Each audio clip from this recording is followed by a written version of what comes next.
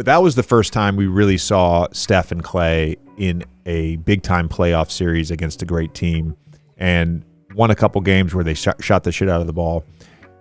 As a teammate and as sort of a front row bystander of a young Steph and Klay, could you ever have imagined the impact on the game, the amount of winning?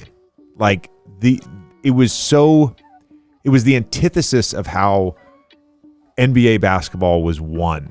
And Chuck, probably still thinks that jump shooting teams can't win championships, but clearly they can. What did you sort of think back then about the ceiling and the impact that they could potentially have on the game of basketball?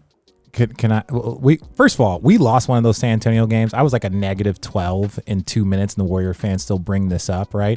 But I want to address this. Go back and watch the tape. Yeah, I missed a couple of free throws, but like I said, I played like 55 games that year. My back was fucked up. Anyways, we're to get to this, right? In that series, Mark Jackson fucking stood on that podium and said it's the greatest shooting backcourt in the history of the game of basketball. And Steph was in his 4th year and Klay was in his 2nd, right? Because I think Steph had just signed that extension. One of the craziest extensions ever signed in the game of basketball, because he went from like a very good player to the best player, in the NBA, winning 2 MVPs. So like the amount of money difference, that also allowed them space to go sign the guys Kevin. So did I see it coming? You didn't know what was coming. You didn't, because you'd never seen it before. I was there when he broke the record, right? The first record. And you didn't think, I think it was like 250 maybe or something threes. You didn't think that the next year the fucker was going to shoot 400, make 400 threes or whatever.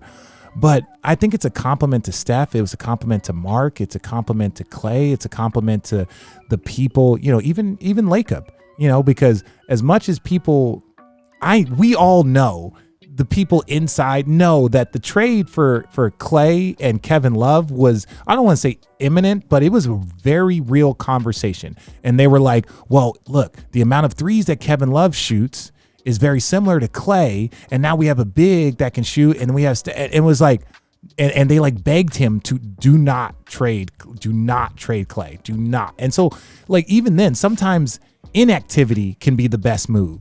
Right. And so as an organization, everything that they did was beautiful. They crushed it, but no one saw it coming. No one saw it coming, and no one truly knew how to fucking stop it when they got going. That's why they won 73 games.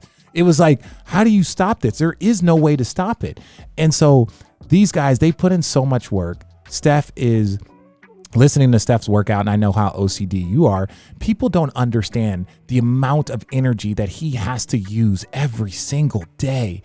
It's next level. Like, even for athletes, even for guys that do this for a living, you're like, this man has to run around for 48 minutes every single night doing what he does. You don't see that coming. And so it's a compliment to those guys to figure out an equation that no one ever has.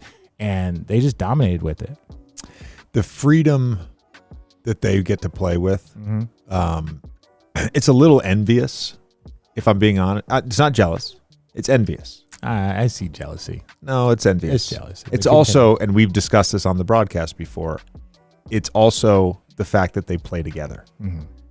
The best shots I ever got in my career in terms of open looks were when I was on the court with another high volume 40% shooter. Mm-hmm. That's a fact. Yeah. There was a number of years where they had a stat where it was like most open threes taken in the NBA. This is second spectrum, right? Yeah. The camera, once the camera tracking got in there in 2013, 2014. And it was like last 3 seasons, the most open threes in the NBA. Number 1, most wide open threes, Steph. Number 2, Klay. And you're like, well, how's that possible? Because they play together. It's some of it is that. I also, we touched on this with Steph when he was on the pod in November. There's so many what ifs.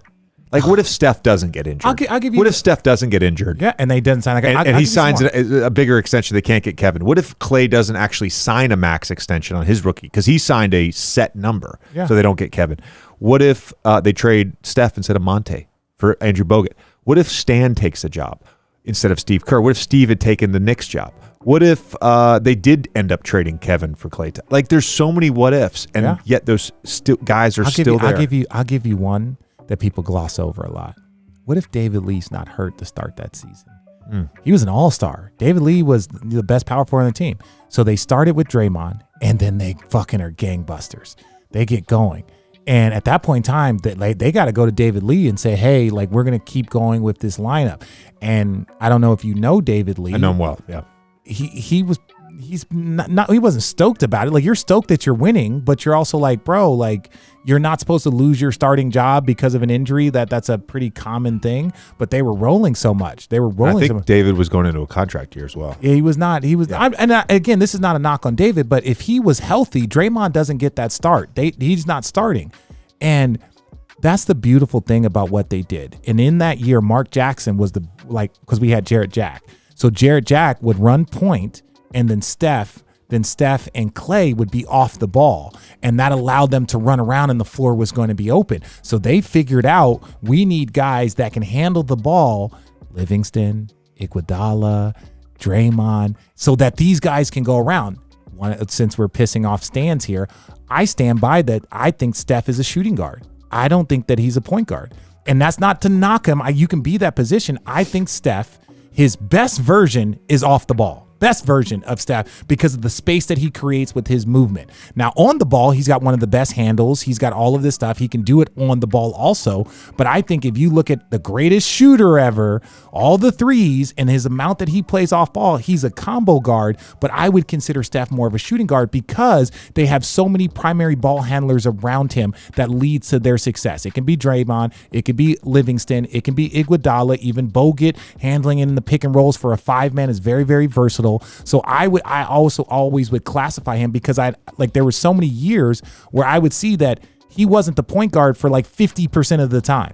If you're the point guard 50%, and that was one of the criticisms, it's like Chris Paul was like, yeah, I'm guarding him, but he's not guarding me. Right. And so the point guards were kind of like a little, like, wait a second, like he's switching out, they're doing this stuff. And it was intelligent basketball. But yeah, I think that Steph is a shooting guard that can play point, not a point guard that shoots. That's my argument. And I love Steph. I think he is special. Like, I love, because as a person, as a teammate, as a basketball player, and as an ambassador, I don't think that we could pick a better guy than Steph Curry. That's how special he is. When you came back, I forgot you were here. I know it happens sometimes. Actually, frequently. It's because you're long-winded. Yeah. I'm very long. With this podcast, no dead air. When you come back with Cleveland, was there a specific thing about those two that you noticed that was different? When I came back, Played them in the finals. No, I think their confidence. I don't want to say different, but I think when you win a championship, the next year you're a better team. The next year you're a better team because you've done that. You've gone to an intensity level mentally, emotionally, and physically that is very hard to get to, right? And that's part of the reason why we talk about Bron and what he did for all those years with no rest and playing USA basketball and that. But when I got to them that next year, they won 73 games. There was no stopping them. They had figured out their lineup. They were moving faster than the defense could react, because they were so intuitive, and that's where Draymond changed the game. Because defensively, he was the 5, he was the communicator, he would kick people out, he would do all of the things that were needed. And so as much as they say Steph changed the game, I think he changed that with Klay and with Draymond. I think collectively they contributed, because Steph, we believe, is an elite player, but he doesn't have this success. It's like Michael Jordan with Scottie Pippen. Right? He doesn't have that success, I think, without Draymond being a defensive player of the year, like 1 year, and probably could have won it multiple years without him being that guy, and without Klay maybe being a top 5 shooter. And we both said it, that I think Klay has the prettiest shot that I've seen. Right? Like that's me. So to have that collectively, they moved it to shooting teams could win.